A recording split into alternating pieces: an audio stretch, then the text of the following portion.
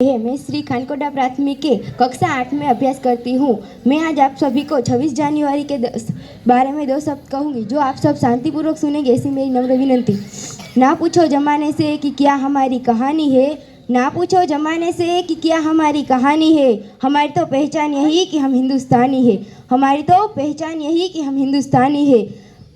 यहाँ पधारे हुए गाँव के माननीय मुख्य सरपंच श्री, मेरी शाला के प्रिय आचार्य श्री, मेरी शाला के प्रिय शिक्षकगणम तथा मेरी शाला के प्रिय छात्रागणम, मेरे गांव के प्यारे गाँववासियों तथा मेरे देशवासियों, सर्वप्रथम आप सभी को गणतंत्र दिवस की हार्दिक शुभकामनाएं। जैसा कि आज आप सभी जानते हैं, आज 26 जनवरी है तथा हम सभी यहाँ अपने देश का 77वां गणतंत्र दिवस मनाने के लिए एकत्रित हुए हैं। हमारा देश 15 अगस्त 1947 में आज़ाद हुआ था, लेकिन हमारे देश का संविधान 26 जनवरी 1950 में लागू हुआ था।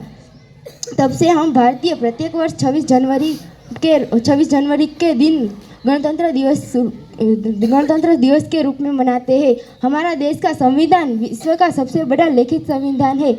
हमारे इस संविधान को डॉक्टर भीमराव अंबेडकर जी का जनक माना जाता है। हमारे देश को स्वतंत्र और गणतंत्र बनाने के लिए हमारे भारतीयों का सबसे बड़ा योगदान है।